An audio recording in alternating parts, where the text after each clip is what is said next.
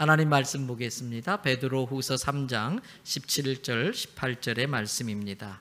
신약성경 387페이지 베드로후서 3장 17절과 18절. 그러므로 사랑하는 자들아, 너희가 이것을 미리 알았은즉 무업한 자들의 미혹에 이끌려 너희가 굳센 데서 떨어질까 삼가라. 오직 우리 주 곧 구주 예수 그리스도의 은혜와 그를 아는 지식에서 자라가라. 영광이 이제와 영원한 날까지 그에게 있을지어다. 아멘. 할렐루야. 오늘 또 여러분과 여러분의 가정과 자녀 하시는 모든 일들 위에 하나님의 돕는 손길이 함께 하시기를 주님의 이름으로 축복합니다. 목회를 하다 보면 많은 성도들을 보게 되잖아요. 그런데 그 성도들을 보면서 제가 깨달은 게 있습니다. 신앙생활하는 데 있어서 참 중요한 것이 여러 가지가 있는데 정말 중요한 게 한 가지 있더라고요. 그것은 균형이에요. 균형, 밸런스. 예를 들면 어떤 분은 믿음이 참 좋은데 안타깝게도 지혜가 좀 모자란 것 같아요. 지혜가 좀 부족한 것 같아요. 믿음이 좋은데 지혜가 부족하면요, 그 사람이 믿음으로 한다고 하는 일들이 어떤 때에는 덕이 되지 못할 때가 있어요. 본인은 열심히 신앙생활을 하고 하나님 섬긴다고 하는데 지혜가 부족하면 하나님의 영광을 가리는 결과가 될 때가 있어요. 반대로 어떤 분은 참 똑똑해요. 일을 참 잘해요. 그런데 이분에게는 아직 은혜 체험이 없거나 또는 아직 믿음이 부족합니다. 그런데 일은 잘하지만 그 일을 하는 데에 하나님의 역사하심, 하나님의 능력이 나타나질 않아요. 그래서 처음엔 일을 잘하는 것 같아도 시간이 지나면 점점 지쳐서 번아웃 되게 돼요. 그러게 되면은 원망이 생기고 불평이 생깁니다. 왜 열심히 일하다가도 지치게 됩니까? 하나님의 은혜로 일하지 않고 자기 힘으로 하기 때문에 그렇습니다. 아닙니다. 신앙생활은 좋은 믿음을 지혜롭게 사용할 줄 알아야 됩니다. 그래서 좋은 믿음과 지혜가 같이 있어야 돼요. 기도와 성경 읽기도 마찬가지입니다. 어떤 분은 기도는 아주 열심히 하시는데 성경은 읽지 않습니다. 그러면 기도하는 가운데 자기 말만 해요. 자기 말만 해요.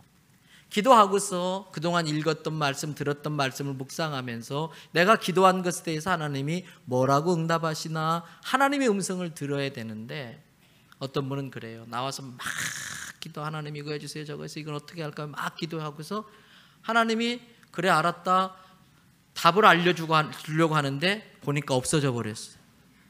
자기 할 말만 하고 가버린 거예요. 이런 사람들은요, 이상하게도 유독 이런 사람들 중에 내가 하나님의 음성을 들었다는 사람이 유독 많아요. 자기 기도만 하는데 하나님의 음성을 듣는 시간이 없을 텐데 내가 하나님의 음성 들었다고 하는 사람들이 유독 많아요. 이런 스타일의 신앙은 자기 주관적이 되기가 쉽습니다. 그래서 상황과 환경에 따라서 자꾸 신앙이 이렇게 흔들리고 이렇게 바뀌어요. 그러면서 좀 더 지나치게 되면은 아주 신비주의에 빠지게 되는 경우들이 있습니다. 반면에 어떤 분은요, 성경은 참 많이 읽어요. 성경의 지식은 많아요. 성경 공부도 많이 하고 성경 연구도 많이 해요. 그런데 기도하지 않는 분들이 있어요. 기도 시간을 갖고서 기도합시다 그러면 5분도 채 기도하지 못하고 일어나는 분들이 많이 있습니다.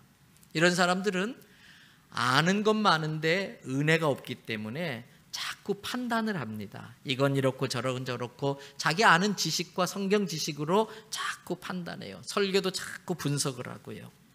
비판적인 성향이 강합니다. 이런 분들은. 그래서 설교도 머리로는 듣는데 가슴으로 듣지를 않아요. 좋은 설교는 들으려고 하지 않고 잘하는 설교만 찾아서 들으려고 해요. 여러분, 잘하는 설교와 좋은 설교를 분별할 줄 아셔야 됩니다. 잘하는 설교는 머리는 채워주는데 가슴이 데펴지질 않아요. 잘하는 설교는 참 잘한다, 머리가 끄떡끄떡해서 머리에 뭐 집어넣어주는 건 많은데 이 가슴이 뜨거워지질 않아요. 좋은 설교는 가슴을 뜨겁게 해주고 결단까지 하게 만든다는 걸 아시기 바랍니다. 그래서 설교 후에는 개인적으로 기도하는 시간이 참 중요합니다. 은혜를 받았으면 그 은혜를 기도 시간을 통해서 지어내야 돼요. 내 것이 되도록. 설교 후에 그래서 개인적으로 그 받은 말씀 붙들고 믿음의 결단을 하는 기도가 꼭 필요한 겁니다. 그렇습니다. 성경 읽기와 기도는 같이 가야 돼요. 기도 생활은 균형을 이루어야 됩니다. 또 예배와 봉사도 마찬가지입니다. 어떤 사람은 열심히 봉사하는데 정작 자기 예배는 드리지 못하는 분들이 종종 있어요. 어제도 제가 조회하면서 우리 부교육자들께 그런 이야기 했습니다. 교회학교 아이들 가르치고 교회학교 아이들 예배는 드리는데 자기 본예배, 주일 대예배 못 드리는 교사가 혹시 있지 않나 그거 점검하고 그런 일이 없도록 해라. 아이들 가르치고 아이들 예배 드리는 것은 봉사지 자기 예배가 아니에요. 자기 예배를 놓치지 않도록 조심하셔야 돼요. 교사회의 제때 맞춰서 예배 시간 늦지 않게 하셔야 돼요. 방송실도 제가 그런 이야기 자주 합니다. 방송실에 많은 분들이 헌신을 좀 하셔야 돼요.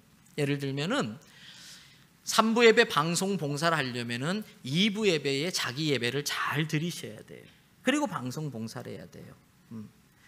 여러분, 우리 방송하시는 분들이 이 방송 도움하면서 자기 예배 드리는 게 쉽지 않기 때문에 잘못하면 신앙생활에 어려움을 겪을 수가 있어요. 짐을 나누어지는 마음으로 별거 아니에요. 배우면 됩니다. 많은 분들이 예배 시간마다 방송에 봉사할 수 있게 되기를 바랍니다. 방송 섬기는 것과 예배는 다른 거예요. 또 어떤 분들은 예배는 참 열심히 해요. 은혜는 많이 받는 것 같아요. 그런데 몸으로 섬기고 봉사하는 자리에는 코빼기도 안 보여요. 은혜는 다 받았다고 하는데 막상 섬겨야 되는 자리에는 나타나지를 않아요. 아닙니다. 좋은 신자는 마리아의 예배 영성과 마르다의 봉사 영성이 함께 갖추어져야 한다는 걸 깨닫기를 바랍니다. 이처럼 신앙생활에는 모든 영역에 밸런스, 균형이 잘 맞아야 돼요. 그런데 착각하면 안 됩니다. 잘못하면 자기 딴에는 균형을 맞춘다고 하는데 사실은 양쪽에 양다리 같이 걸치면서 적당히 신앙생활하는 사람이 있어요. 적당히 성경 읽고 적당히 기도하고. 아닙니다. 균형은 타협과 다른 것입니다.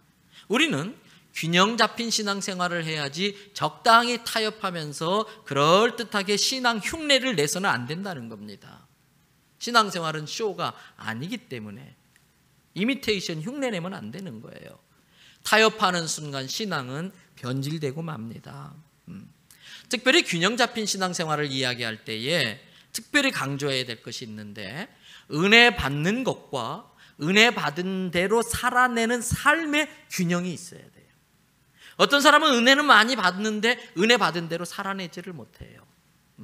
어떤 사람은 굉장히 철저하게 말씀대로 사는 것 같은데 은혜가 없다 보니까 율법주의자가 되기 쉬워요. 이 시대의 바리새인이 되기 쉽다는 거예요.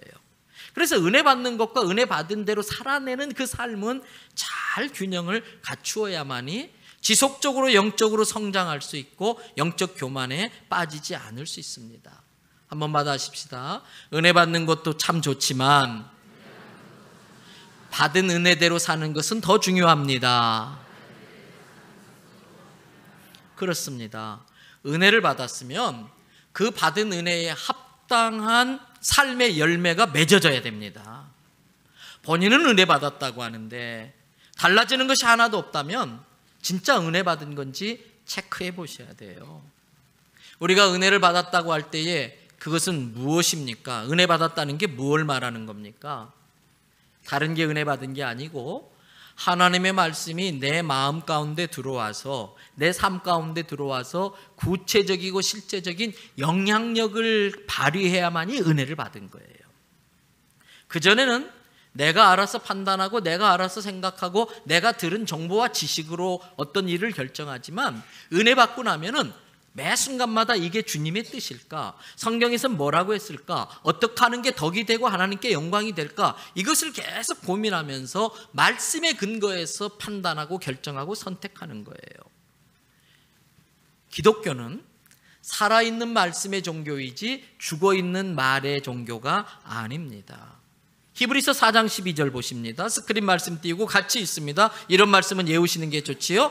하나님의 말씀은 살아있고 활력이 있어 좌우의 날선 어떤 검보다도 예리하여 혼과 영과 및 관절과 골수를 찔러 쪼개기까지 하며 또 마음의 생각과 뜻을 판단하나니. 하나님의 말씀은 뭐가 있다? 활력. 옛날 성경엔 운동력. 하나님의 말씀은 에너지가 있습니다. 파워가 있습니다. 그래서 에너지를 주면은 이 종이 이렇게 움직이는 것처럼 우리가 하나님의 말씀으로 에너지를 받으면 움직임이 있어야 돼요. 달라지는 게 있어야 돼요. 여러분, 그래서 하나님의 말씀을 통해서 영적 대수술을 받으셔야 돼요. 영적 수술을 통해 내게 있어서는 안 될 더러운 것, 추한 것, 거짓된 것, 음란한 것, 악한 생각, 못된 버릇 다 도려내야 돼요. 그래야 살 수가 있어요. 하나님의 말씀으로 영적 대수술을 받으면 그 사람의 인격이 바뀌고 언어가 달라집니다. 사람을 대하는 태도가 겸손해지고 온유해집니다. 하나님의 말씀이 정말 내 속에 은혜로 와닿으면 내 삶에 이러한 달라지는 것, 변화가 있어야 돼요. 중고등학교 선생님들이 그런 말씀 하시더라고요. 아이들이요, 여름방학 마치고 겨울방학 마치고 오면 특별히 여자 학교에서는요, 모르는 애들이 갑자기 나타난대요. 방학 한 달 동안에 막 여기저기 해가지고서요, 성형수술만 해도 사람이 몰라보게 달라지는데 하나님의 말씀으로 영적 대수술을 받았다면 정말 그 사람의 삶의 전체가 달라져야 될 줄 믿습니다. 그리고 그 달라진 상태로 지속적으로 가야 돼요. 여러분, 여자들이 정말 독해요. 어떻게 이걸 찢어내는지 모르겠어요. 근데 진짜 억울한 게 뭔지 아세요? 그렇게 그 무서움을 참고 그 아픔을 참아내면서 이걸 찢어내고 꼬매고 지지고 해가지고요, 요새는 붙인다면서요 뭐. 근데 억울한 게 뭔지 아세요? 돈까지 썼는데 얼마 뒤에 쌍수가 풀려버리는 거야. 쌍수 받은 게 풀리는 거예요. 은혜 받았다고 했는데 시간이 좀 지나니까 말짱 도루묵이 돼.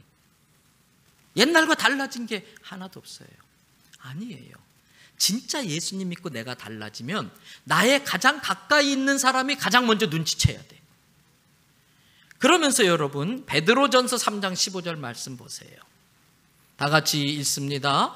너희 마음에 그리스도를 주로 삼아 거룩하게 하고 너희 속에 있는 소망에 관한 이유를 묻는 자에게는 대답할 것을 항상 준비하되 온유와 두려움으로 하고.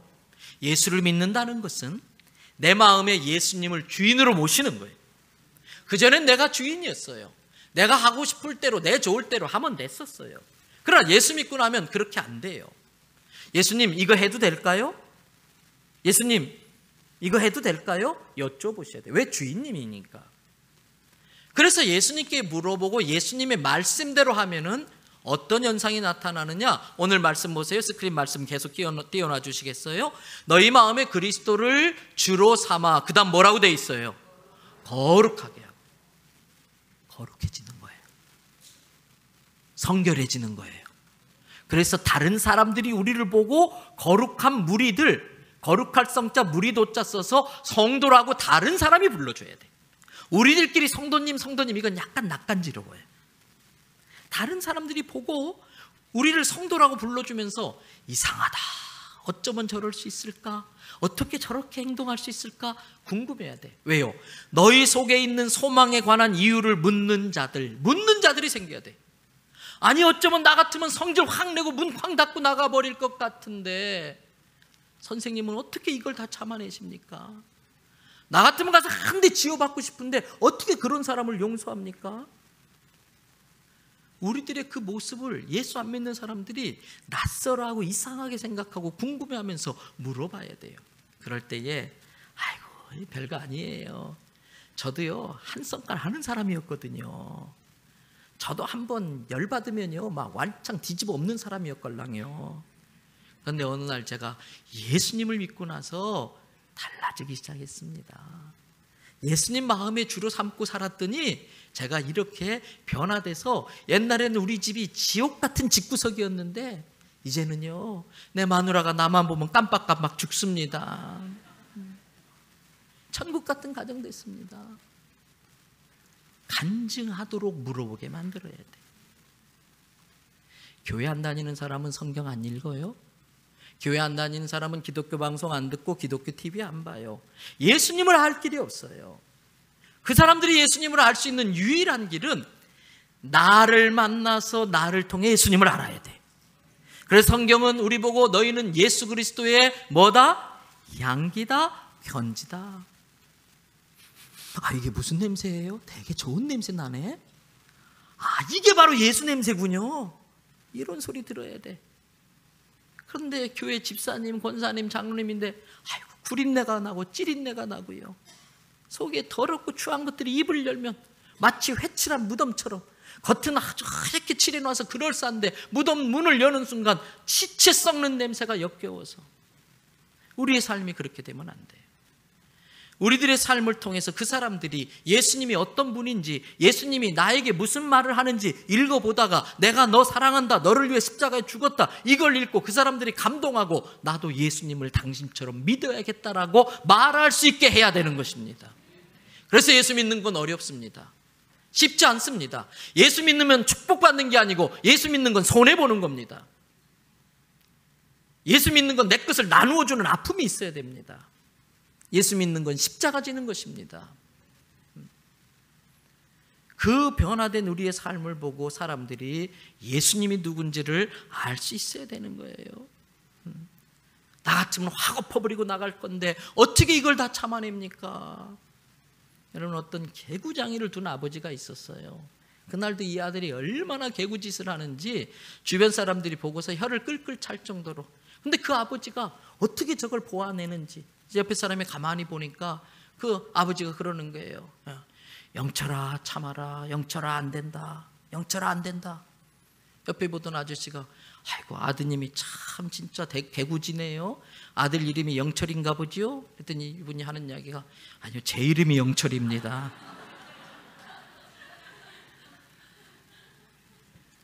과거에는 내 성질을 주체 못했어. 과거에는 봐주질 못했어. 한데 밀어쳤어. 그런데 과거에는 내가 중요하고 내가 최고고, 그런데 은혜 받고 나니까 달라진 거예요. 참을 수 없는 걸 참게 됩니다. 용서할 수 없는 걸 용서할 수 있게 돼요. 못 볼 꼴을 봐주게 됩니다. 가슴이 따뜻해지고 가슴이 넓어져요. 품을 수 없는 사람을 품게 되는 거예요. 말에 조근조근하고 조용한데 품위가 있고 작은 소리인데도 권위가 있어요. 사람을 대하는 태도가 아주 겸손하고 온유하고요. 그러면서 실제 삶에 성령의 9가지 열매들이 주렁주렁 맺어지는 거예요. 성령의 9가지 열매, 사랑과 희락과 화평과 인내와 자비와 양선과 충성과 온유와 절제, 이 9가지 열매가 주렁주렁 맺어져요. 그런데 성령의 열매의 특징이 있어요. 열매는 나무가 맺지만 나무가 열매를 먹지 못합니다. 그 열매는 지나가는 사람들이 따먹는 거예요. 그래서 예수는 내가 믿었는데 덕은 저 사람이 봐요. 예수 믿기 전에는 감히 내 앞에 끼어들어 바로 보복운전합니다. 그리고 창문 내리고 막 스키 러시아 방언으로 그냥 막 나가는데, 예수 믿고 난 다음부터는 창문 안 내려요. 그리고 그 사람이 무슨 말을 하든지 전에 한번 가르쳐 드렸죠. 싹 웃으면서 절대 말하면 안 돼요. 속으로 손으로 반사하면 됩니다. 예수는 내가 믿고, 내가 예수 믿기 전에는 저런 녀석 쫓아가서 그냥 막 트렁크에 싣고 다니는 망치로 유리창을 박살낼 건데, 예수는 내가 믿고 덕은 제가 보는 거예요. 예수 믿었기 때문에 용서할 수 없는 자를 사랑으로 용서해서 그 사람이 사랑의 열매를 따먹게 되는 거예요. 사랑하는 대연성결교회 성도 여러분, 예수님을 믿고 난 이후에 무엇이 달라지셨습니까? 예수님 믿고 은혜 받은 이후에 나는 은혜에 걸맞는 삶을 살아가고 있습니까? 예수 믿는 것은 그냥 취미 생활이 아닙니다. 예수 믿는 건 귀걸이에 십자가 목걸이 걸고 다니는 거 아닙니다. 예수 믿는 것은 아프지만 도려내는 겁니다. 달라지는 겁니다. 영적인 대수술을 하는 것입니다. 오늘 본문은 사도 베드로가 쓴 편지예요. 베드로 잘 아시지 않습니까? 예수님의 수제자예요. 많은 은혜 체험을 했어요. 오병이의 기적의 현장에서 생선 나누어주는 심부름도 해봤고 그 떡을 얻어 먹어도 봤고요. 예수님이 말씀하시자 물이 변하여 포도주 될 때에 그것도 홀짝 한 잔 마셔본 적도 있고요. 나사로가 무덤에서 걸어 나올 때에 기겁을 하면서 살아나오는 걸 보고 비명을 지른 적도 있고요. 무엇보다도 내게 오라고 하는 예수님의 말씀에 의지해서 풍랑치는 무리를 걸어봤던 기적을 경험해 본 사람이 베드로예요. 그런데 결정적인 순간에 예수님을 모른다고 부인하고 달아나 버리더라는 거예요. 나중에 예수님의 은혜로 회복해서 다시 사명에 헌신하긴 했지만 평생 베드로는 그때 일을 잊을 수가 없어요. 그 다굴던 그날 밤 그 새벽을 늘 그게 마음에 걸려 있었던 거예요. 그래서 자기의 삶을 마감하면서 그때 일을 기억하면서 쓴 편지가 베드로 후서예요. 여러분, 베드로는 이 편지를 왜 쓰게 됐는가? 내가 은혜 받았다고 했지만 지속적으로 영적 성숙과 성장을 위해서 계속 은혜 안에 머물지 못하니까 어느 순간 결정적인 때에 헷가닥 해버리더라. 내가 그동안 쌓아왔던 모든 것들이 한순간에 와르르 무너지더라. 너희들은 이렇게 하지 말라고 믿음의 후배들에게 이 편지를 썼어요. 성경 앞으로 2장 넘기셔서 베드로 후서 1장 10절 말씀,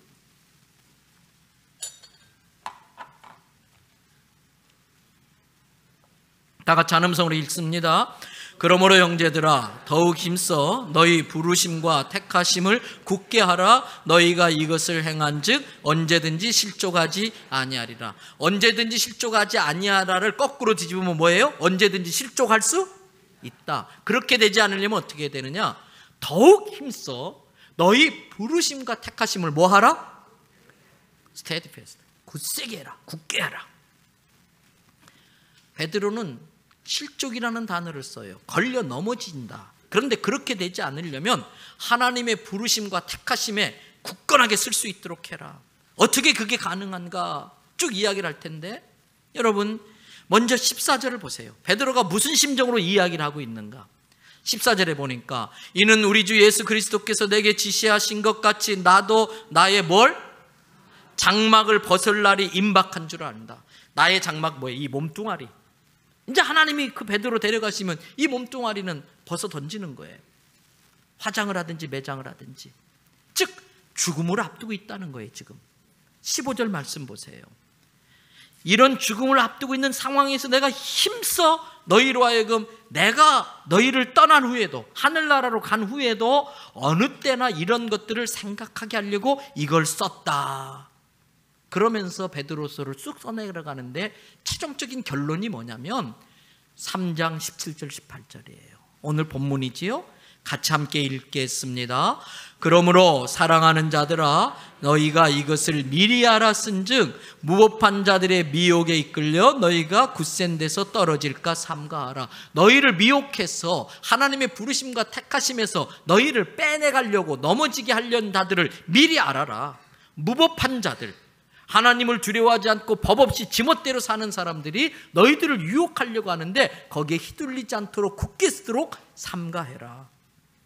그러려면 어떻게 해야 되는가? 그게 18절이에요.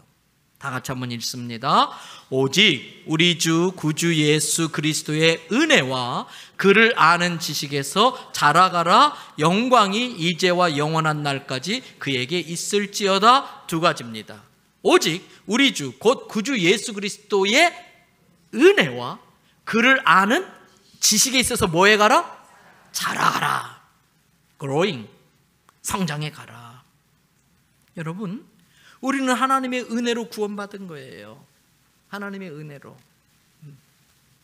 하나님의 은혜가 아니면 우리는 다 지옥의 멸망 가운데 빠져 살 수밖에 없겠지요.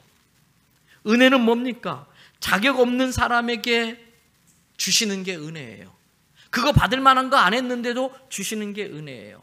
하나님께서 우리를 은혜로 대하지 않고 우리의 행위대로 대하면 우리는 다 지옥에 멸망할 수밖에 없는 죄인들이에요. 근데 하나님께서 행위로 대하지 않고 은혜로 대해 주셨기 때문에 예수 그리스도를 십자가에 보내서 우리 죄를 대신 지시고 저 십자가에 죽게 하심으로 죄값을 갚게 하시고 그를 믿고 회개하는 자마다 모든 죄 용서하시고 구원하여서 하나님의 자녀 삼아 주시고 영원한 생명 천국 갈 수 있는 영생 주신 줄 믿으시기 바랍니다. 매 순간 우리는 이 은혜에 대한 감격이 있어야 돼요. 매 순간 우리가 다른 일이 없다 할지라도 구원받은 이거 하나만으로도 감사하기에 충분한 줄로 믿으시기 바랍니다. 이 은혜는 구원받을 때만 필요한 것이 아니라 구원받은 이후에도 우리가 하나님께 맡겨주신 사명 감당하고 하나님의 영광을 드러내는 삶을 살기 위해서 지속적으로 주님이 부어주시는 은혜가 우리에게 주어져야 되는 거예요. 그 은혜로 말미암아 믿음의 길을 끝까지 달려가고 천국 문 앞에 섰을 때에 우리는 승리의 노래를 불러야 할 줄로 믿습니다. 그래서 사도 바울이 그렇게 끝까지 믿음을 지킨 다음에 마지막 고백이 뭐예요? 오직 나의 나된 것은 다 뭐다? 하나님의 은혜다. 한량없는 은혜, 말할 수 없는 은혜. 이 모든 것들이 나의 나된 것, 하나님의 은혜라는 거예요. 우리가 잘 아는 찬송가, 옛날엔 405장이고 새로 바뀐 찬송엔 305장으로 되어 있잖아요. 305장 한번 펴보세요. 나 같은 죄인 살리신, 소위 Amazing Grace. 자기 같은 죄인이 예수님을 믿고 지옥 가지 않고 천국 갈 수 있게 된 게 너무나 놀랍다고 하는 고백의 찬양이에요. 그런데 자기 같은 죄인, 나 같은 죄인 누굽니까? 이 가사를 쓴 사람이잖아요. 그 성경에 누가 돼 있어요? 가사가? 존 뉴턴. 여러분, 존 뉴턴은 목사님인데 원래 목사가 아니었고 전에는 아프리카 노예를 잡아다가 파는 노예 상인이었어요. 그런데 어떤 일이 꼬여가면서 큰 파산을 당하게 되고 결국은 자기도 빚을 갚지 못하면서 노예선을 타게 되는 노예의 신세로 전락하고 만 거예요. 얼마나 그 과정이 고통스럽고 괴롭든지 그 배에 갇혀서 노예의 삶을 살아가는 게 너무나 괴로웠는데 어느 날 책을 보다가 큰 깨달음을 봤어요. 진짜 무서운 것은 지금 이렇게 노예로 사는 것도 무서운 일이지만 육신의 노예보다 더 무서운 게 죄의 노예가 되어 살다가 죽어서 이 노예선에서 당하는 고통과 비교할 수 없는 끔찍한 지옥의 고통을 당해야 된다는 것을 깨닫게 된 거예요. 두려움에 사로잡힌 뉴턴은 하나님의 진노를 피할 수 없어서 지옥에 갈 수밖에 없는 자기 자신을 발견하고 그 책을 읽다 말고 그 자리에서 엎드려 기도합니다.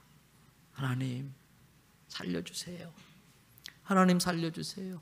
지옥 가지 않게 해주세요. 하나님 저 같은 거 불쌍히 여겨주시고 살려주세요. 그 순간 하나님의 은혜가 확 임하는데 나 같은 죄인이 위해서 예수님 십자가에 죽어주셨고 그 예수님 믿으면 내 모든 죄가 용서받고 구원받아 천국 가게 된다는 것을 깨닫는 거예요. 기도하다 말고 그 자리에서 종이를 펴놓고 막 써내려야죠. 나 같은 죄인 살리신 주 은혜 놀라와 잃었던 생명 찾았고 광명을 얻었네. 딱 쓰는 거예요. 그리고 나중에 목사가 되어서 많은 사람을 주께로 돌아오게 하는 일을 하는 겁니다. 여러분, 이처럼 우리가 받은 구원의 은혜가 너무나 귀하고 귀한 걸 깨달으시기를 바랍니다.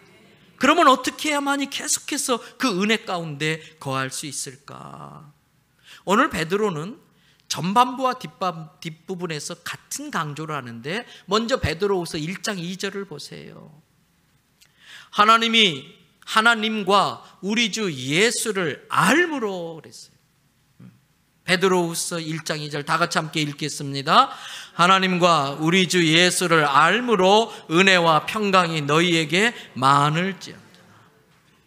모두가 평강을 누리길 원하는데 돈이 많다고 평강이 오는 게 아니에요. 높은 자리에 올라가 있다고 군림한다고 평강이 오는 게 아니에요. 돈 잃을까 봐 불안하고요. 높은 자리에서 떨어질까 봐 불안하고요. 참된 평안은 세상에 없어요. 오직 하나님과 그리스도를 알므로써 은혜와 평강이 임하는 줄로 믿습니다.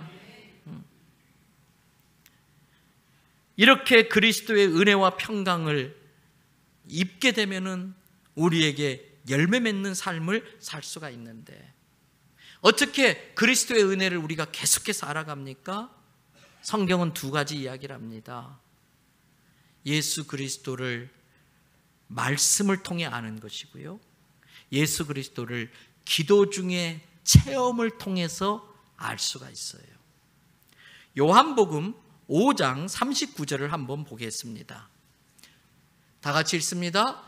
이런 것이 이거 아니고요, 그 다음 성경 구절, 다 같이 읽습니다. 너희가 성경에서 영생을 얻는 줄 생각하고 성경을 연구하거니와 이 성경이 곧 내게 대하여 증언하는 것이니라. 요한복음에서 예수님이 하신 말씀이에요. 그러면 너희가 성경에서 영생을 얻을 줄 생각하고 성경을 연구하는데, 이 성경은 곧 누구에 대한 증거다? 나에 대해서 이야기하고 있는 거다. 예수님에 대해서 이야기하고 있는 것이다. 우리가 은혜 안에 계속해서 거하려면 예수님을 알아야 되는데, 성경을 통해서 지식적으로 예수님을 배워야 돼요. 그래서 우리는 열심히 성경을 읽고 성경 공부도 하고 하는 것입니다. 그리고 동시에 기도 중에 내게 임재하시는 성령님을 체험적으로 알아야 돼요.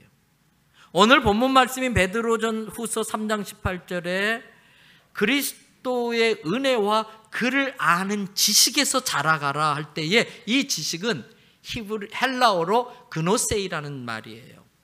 그노세이는 공부해서 아는 것이 아니고 체험을 통해서 아는 거예요. 예를 들면 공장에서 일하시는 나이 많으신 어르신들 중에는 공고를 나오지 않으셨고 공대를 나오지 않으셨는데 집안이 어려워서 일찍부터 중학교만 나오고 그런 데 들어가서 일했는데 30년 정도 일하다 보니까 장인이 되어 있어요. 명인이 되어 있어요. 이런 분들이 박사과정 마치고 온 사람을 가르칩니다. 왜? 현장에서 터득한 지식이 있어요. 이게 그노세이예요.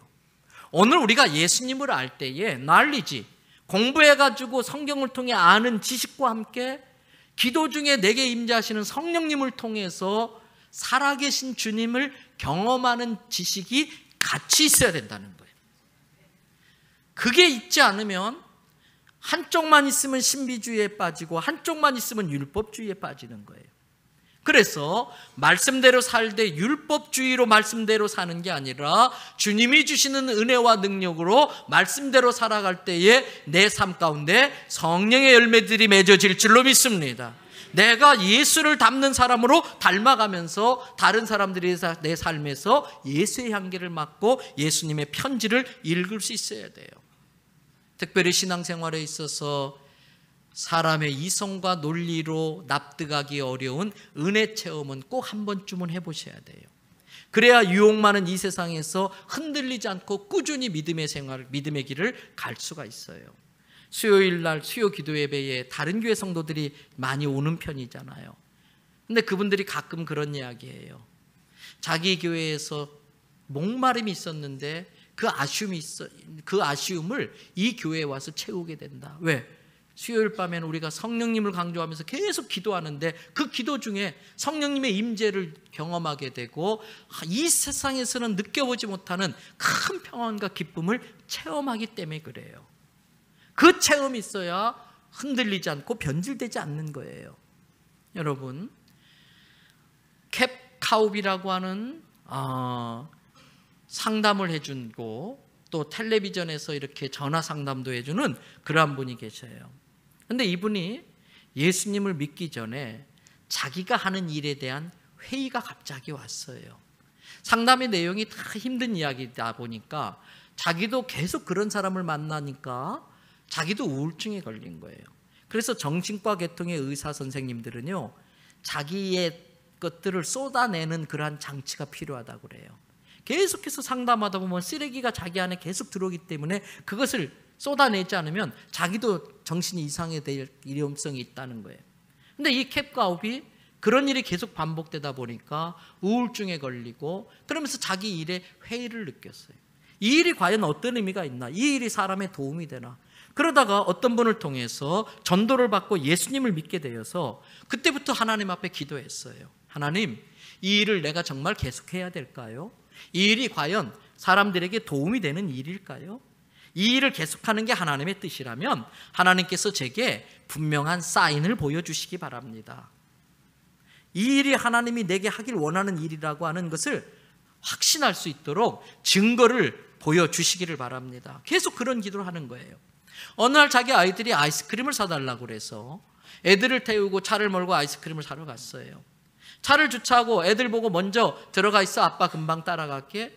그리고 여전히 자기 안에 그 무거운 그것 때문에 운전석에 앉아서 기도하는 거예요. 하나님, 제가 이 상담을 계속해야 되는지 너무 제가 지치고 힘이 드는데 저에게 확신을 좀 주십시오. 사인을 주십시오. 그렇게 기도하는데 주차해 놓은 차 바로 옆에 공중전화 박스에서 전화벨이 따르릉 울리는 거예요.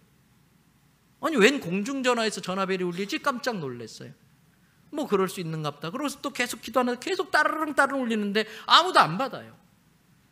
기도하려면 방해가 되고, 그래서 아무도 안 받고, 그래서 짜증스러운 마음으로 가서 공중전화기를 쫙 들었는데 거기에서 어떤 여자가 여보세요?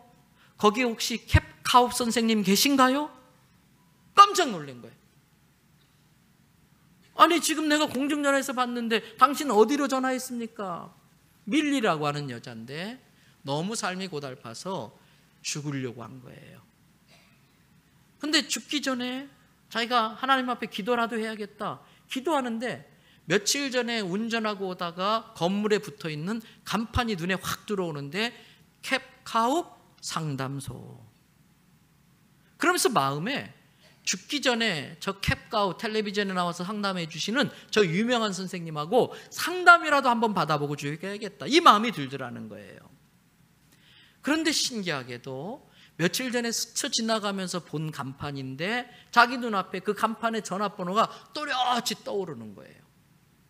그래서 선생님, 제가 지금 바로 전화기를 들고 전화를 했습니다. 무슨 일이신가요?